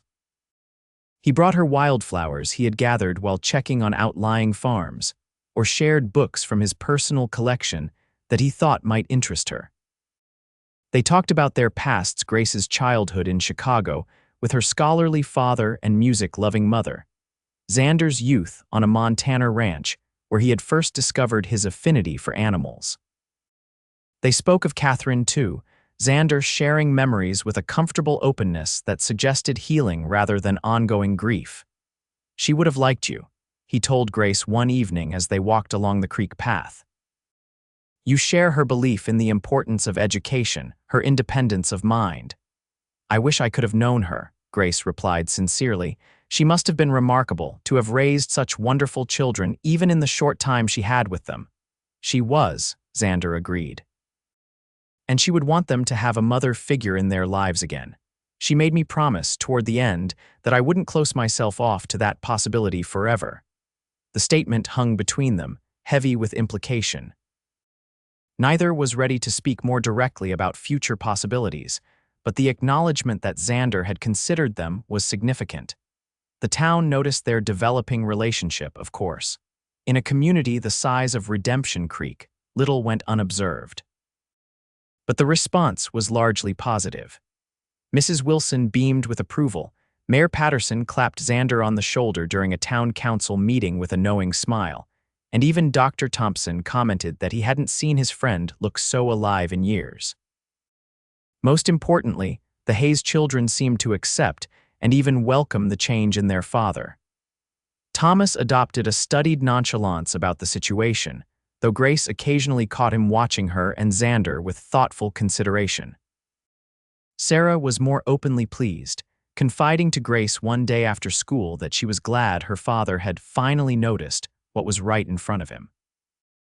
Lily, with a child's straightforwardness, simply asked if Grace was going to be their new mother, a question that left both adults flustered but not displeased at the possibility it represented. As November arrived, bringing colder weather and the approach of the holiday season, Grace found herself reflecting on how dramatically her life had changed in just a few short months. When she had accepted the teaching position in Redemption Creek, she had hoped for professional fulfillment and a sense of community. She had not expected to find love a quiet, steady love that had grown from mutual respect and shared values rather than dramatic passion. Yet love it undoubtedly was, though neither she nor Xander had spoken the word aloud. It was present in his gentle assistance, as she navigated an icy patch on the road, in her concern when he returned tired from a difficult case, in the way their hands found each other's almost unconsciously when they walked together. On a crisp Saturday in mid-November, Xander invited Grace to accompany him and the children on a trip to a nearby meadow where pine trees grew in abundance. "The children always choose a small tree to bring home and decorate for Christmas," he explained. "It's a tradition Catherine started when Thomas was very young. I thought you might enjoy being part of it this year." The invitation touched Grace deeply. To be included in a family tradition felt significant, a step beyond casual courtship into something more permanent. They set out mid-morning, the children excited about the expedition despite having experienced it many times before. Thomas drove the wagon with Xander beside him, offering occasional guidance but mostly allowing the boy to demonstrate his developing skill. Grace sat in the back with the girls, listening to Sarah describe previous Christmas celebrations while Lily bounced with anticipation. The meadow was beautiful, ringed with larger trees but dotted throughout with younger pines of various sizes. A light dusting of early snow covered the ground, making the scene appear almost like an illustration from a children's book. "Remember, not too big," Xander cautioned as the children scattered to inspect potential candidates. "It has to fit in the corner of the sitting room." Grace watched with amusement as each child advocated passionately for their chosen tree. Thomas found a perfectly symmetrical specimen that he declared mathematically superior to the others. Sarah preferred a slightly taller tree with more space between branches for ornaments. Lily simply chose the smallest tree she could find, insisting it needed a home more than the others. Xander looked to Grace with a smile that suggested this debate happened every year. "What do you think, Miss Mitchell?" he asked, the formal address contrasting with the warmth in his voice. "Which tree should we choose?" Grace surveyed the three contenders thoughtfully. They all have merit, she observed diplomatically. Perhaps the decision requires a more scientific approach. What criteria are most important for a Christmas tree? This launched a new round of discussion, with the children listing factors like shape, size, needle retention, and fragrance. Eventually, they settled on Sarah's choice, with Xander promising Lily they would decorate the small table in the hallway with pine boughs to give her little tree a presence in the house as well. As Xander prepared to cut down the selected tree, Grace found herself overwhelmed with unexpected emotion. The simple family seen children laughing, Xander's patient guidance, the continuation of a tradition that honored their past while creating new memories touched her deeply. She had always loved her work, found fulfillment in teaching, but this sense of belonging to a family was something she had not experienced since her parents' deaths. "Are you cold?" Xander asked, noticing her momentary stillness. "No," she assured him with a smile. "Just happy." Something in her tone must have conveyed the depth of her feeling, because his expression softened with understanding. He handed the axe to Thomas with instructions, then crossed to where Grace stood. "Walk with me a moment," he suggested quietly, offering his arm. They moved a short distance away, still within sight of the children but far enough for privacy. The winter sunlight filtered through the trees, casting dappled patterns on the snow-dusted ground. "I've been wanting to speak with you about something important," Xander began, his expression serious but not somber. "Today seemed like the right time with us all together like this." Grace's heart quickened at his tone. "Yes, these past months have been transformative for me," he continued. "When Catherine died, I believed certain doors had closed permanently. I accepted that my life would be devoted solely to raising our children and to my work. I didn't expect or even look for anything more." He paused, his gaze steady on hers. "Then you came to Redemption Creek, and gradually everything changed. You helped Thomas rediscover his love of learning. You gave Sarah confidence in her writing. You made Lily feel special and heard. You brought light back into our home in ways I hadn't realized were missing." Grace felt tears threatening at his words, but remained silent, sensing he had more to say. "But beyond what you've done for my children, you've awakened something in me I thought was gone forever: the capacity to love again, to imagine a future that includes partnership, companionship, joy." His voice deepened on the final word. "I love you, Grace, simply but completely." The declaration, spoken with such heartfelt sincerity, brought tears to Grace's eyes that she made no attempt to hide. "I love you too, Xander. I wasn't looking for this either, but it found me anyway." He smiled then, relief and happiness transforming his features. "In that case," he said, reaching into his coat pocket, "I have something to ask you." From his pocket, he withdrew a small ring, a simple gold band with a modest diamond that caught the winter sunlight. "This was my mother's," he explained. "I've kept it all these years, never thinking I would have reason to offer it again." Grace's breath caught as he took her hand gently in his. "Grace Mitchell, would you do me the honor of becoming my wife? Of helping me raise my children, of building a life together, of growing old beside me." Joy surged through Grace, pure and powerful. "Yes," she whispered, then more firmly, "yes, I would be honored to be your wife." As he slipped the ring onto her finger, a cheer erupted from nearby. They turned to find all three children watching from behind a nearby tree, their tree-cutting mission temporarily forgotten. "I knew it," Lily exclaimed, racing toward them with Sarah close behind. "I told you Pa was going to ask her today." Thomas followed more sedately, but his broad smile revealed his approval. "Does this mean you'll be living with us now, Miss Mitchell?" he asked practically. "After we're married, yes," Grace confirmed, looking to Xander for confirmation that this openness was appropriate. His arm slipped around her waist in answer, drawing her against his side in a public declaration of their new relationship. "If that meets with your approval?" he asked his children, though his tone suggested the decision was fundamentally made. "Of course it does," Sarah replied confidently. "We've been hoping for this for weeks. Months," Thomas corrected with unusual animation. "Ever since the Harvest Festival, when Pa couldn't stop watching Miss Mitchell during the dancing." Xander looked slightly abashed at this revelation, but didn't deny it. Well, now that we have your approval, perhaps we can finish selecting our Christmas tree. Your future stepmother is probably getting cold. The word stepmother sent a fresh wave of emotion through Grace.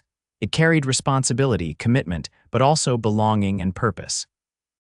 She would be joining this family not just as Xander's wife, but as a mother figure to these children she had come to love. The remainder of the outing took on a celebratory air.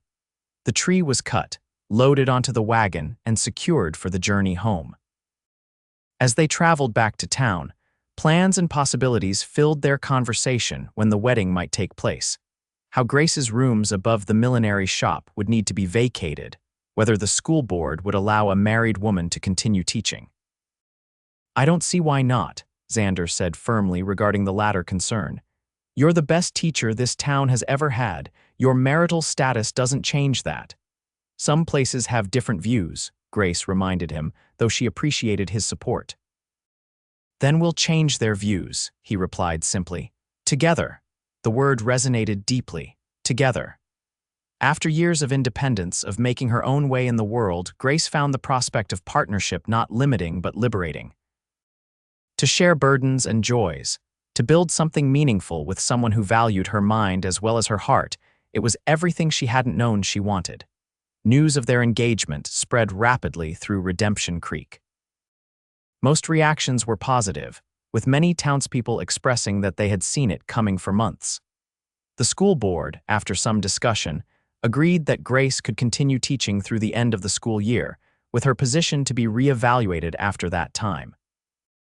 "A compromise," Xander commented when she told him of the decision. "Not ideal, but workable for now." "I'm grateful they're allowing me to finish the year," Grace replied, "and perhaps by then they'll have seen that marriage hasn't diminished my teaching abilities." They decided on a December wedding, just before Christmas. "No sense in waiting," Xander said practically, "and the children would love having you with us for the holidays." Grace agreed, though the short timeline meant considerable preparations in limited time. Mrs.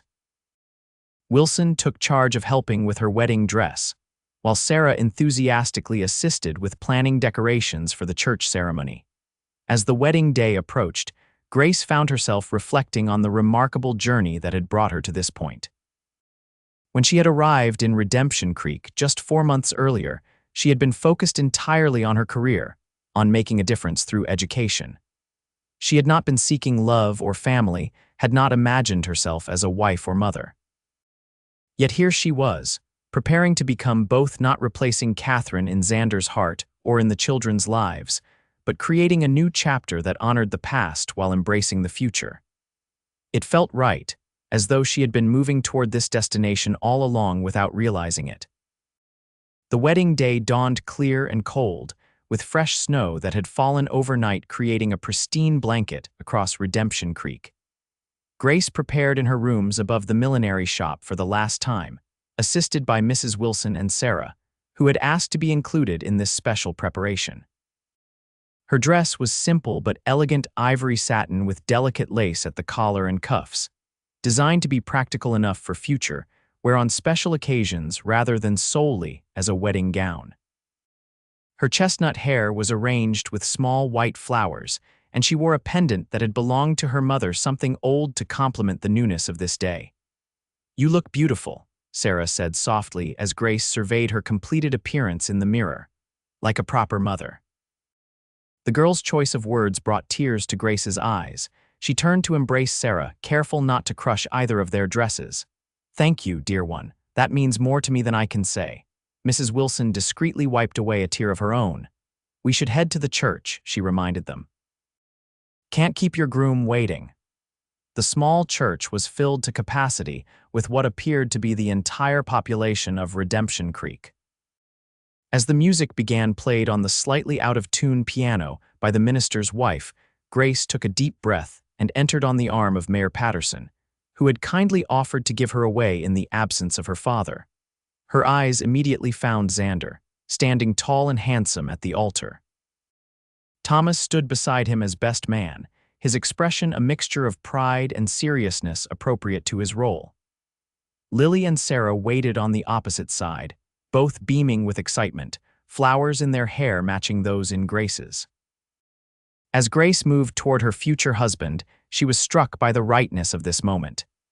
This was not the life she had envisioned for herself, but it was infinitely better, richer, fuller, more meaningful than she could have imagined. Xander's eyes never left hers as she approached, his expression one of wonder and profound happiness. When she reached him and Mayor Patterson placed her hand in his, she felt the slight tremor in his fingers that revealed his emotion. "Dearly beloved," Reverend Simmons began, "we are gathered here today to join this man and this woman in holy matrimony." The service passed in something of a blur for Grace, though she spoke her vows clearly and heard Xander's deep voice pronounce his with unwavering certainty. The exchange of rings, a simple gold band joining her engagement ring, and a matching one for Xander, felt momentous, a tangible symbol of their commitment. "I now pronounce you husband and wife," the Reverend finally declared. "Mr. Hayes, you may kiss your bride." Xander's kiss was gentle, but conveyed a depth of feeling that made Grace's heart soar. As they turned to face the congregation as husband and wife, the children moved to stand with them, a family united for the first time. The celebration afterward in the town hall was joyous and relaxed. The community had contributed food and decorations, transforming the utilitarian space into a festive setting. There was music and dancing, speeches and well wishes, and throughout it all, a sense of genuine happiness for the newly formed family. Late in the afternoon, as the celebration continued, Xander found Grace in conversation with Mrs. Wilson and several other ladies. "May I steal my wife away for a moment?" he asked with a smile that still held wonder at the word wife. "Of course, young man," Mrs. Wilson replied indulgently. "She's all yours now." Xander led Grace to a quiet corner of the hall. "Are you happy?" he asked softly, his eyes searching hers. "Completely," she assured him, reaching up to touch his cheek gently. "Are you?" "More than I believed possible again," he replied honestly. "You've given us a second chance at family, at wholeness." Their moment of privacy was interrupted by Lily, who bounded over with characteristic energy. I mean Ma," she corrected herself, the new title clearly still strange on her tongue. "Thomas says we should be leaving soon if we want to be home before dark." "He's right, as usual," Xander acknowledged. "Are you ready to go home, Mrs. Hayes?" The name, her new identity, sent a pleasant shiver through Grace. "Yes," she said simply. "I'm ready to go home." The goodbyes took some time, with seemingly everyone wanting to offer final congratulations and well wishes.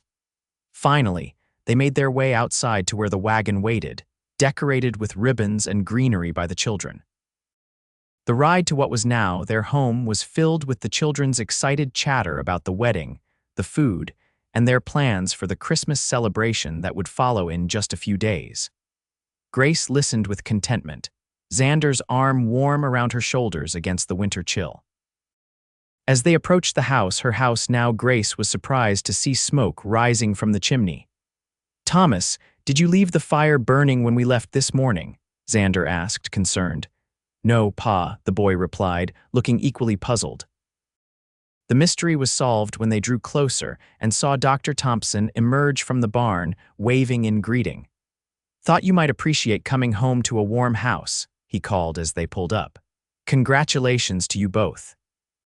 This thoughtful gesture was just one of many that demonstrated how the community had embraced their union. Inside, they found that someone, likely Mrs. Peterson, based on the style, had prepared a wedding supper and left it warming in the oven. A small bouquet of hothouse flowers graced the table, with a note from Mayor and Mrs. Patterson wishing them happiness. The evening unfolded with a new, comfortable domesticity. They shared the special meal, and afterward, the children presented Grace with a handmade gift, a family portrait they had created together, with Grace already included in the image. "So you would know you belonged with us even before today," Sarah explained, watching anxiously for Grace's reaction. "It's beautiful," Grace assured them, emotion making her voice husky. "I will treasure it always." Later, after the children had gone to bed, Lily only reluctantly, insisting she wasn't tired despite evidence to the contrary, Grace and Xander found themselves alone for the first time as husband and wife. They sat before the fire, Grace's head resting against Xander's shoulder, his arm around her waist. "I never expected this," he said softly, breaking the comfortable silence. "After Catherine died, I thought my life was set raising the children, caring for animals, growing old with my memories. I never imagined finding love again." "Nor did I," Grace admitted. "My life was my teaching my students. It seemed enough. And now—" She turned slightly to look up at him, at this man who had unexpectedly captured her heart with his quiet strength, his devotion to his children, his fundamental decency. "Now I know it wasn't enough. This you, the children, our family, this is enough, more than enough. It's everything." Xander's kiss was tender, a promise of the life they would build together. When he drew back, his eyes held both love and a touch of mischief that Grace was coming to cherish. "Mrs. Hayes," he said formally, "I believe it's time I showed you to our room." Grace smiled, rising with him, her hand securely in his. "Lead the way, Mr. Hayes." As they climbed the stairs together toward their future, Grace reflected that life's greatest gifts often came in unexpected packages. She had come to Redemption Creek, seeking professional fulfillment, and had found her heart's home instead with a man who had learned to love again, and children who had welcomed her into their lives. The path ahead would hold challenges, certainly, but also joy, laughter, and the profound satisfaction of building something meaningful together. For a woman who had once defined herself solely through her career, and a man who had lived for his children alone, they had found in each other the courage to dream of more and the promise of those dreams fulfilled. In the years that followed, Grace and Xander built a life together that exceeded even those early dreams. Grace continued teaching, the school board having decided that her marriage made no difference to her exceptional abilities in the classroom. Xander's veterinary practice flourished, with Thomas gradually taking on more responsibilities as he grew older. The family expanded with the birth of a son, Robert, in their second year of marriage. The older children embraced their half-brother with enthusiasm, particularly Thomas, who took his role as eldest brother very seriously. As Xander had promised, Thomas did indeed attend college, studying mathematics and veterinary science before returning to Redemption Creek to join his father's practice. Sarah became a writer, publishing stories in newspapers and magazines that brought recognition to their small town. Lily, always the most free-spirited of the children, discovered a talent for art that eventually led her to study in Denver, though she returned frequently to the family that remained the center of her world. Through it all, the everyday challenges and joys, the inevitable disagreements and reconciliations, the growth and changes that life brings, Grace and Xander's love remained constant. They had found in each other not just romantic love, but partnership, friendship, and mutual respect that deepened with each passing year. On their 20th anniversary, as they sat together on the porch where they had first begun to know each other, Xander took Grace's hand, his thumb rubbing gently over the wedding ring that had never left her finger. "Any regrets?" he asked, though his smile suggested he knew the answer. "Not one," she replied truthfully, "except perhaps that we didn't meet sooner." "Everything happened when it was meant to," he said with the quiet wisdom that had always been part of his nature. "We found each other exactly when we needed to." Grace leaned against his shoulder, content in the knowledge that their story, which had begun with a cowboy who lived for his children alone, and a teacher who made him dream of more, had unfolded exactly as it should. Their love had been an unexpected gift, arriving when neither was looking for it, but it had proven to be the greatest blessing of their lives, a testament to the heart's capacity for renewal, and to the endless possibilities that emerge when we find the courage to dream again.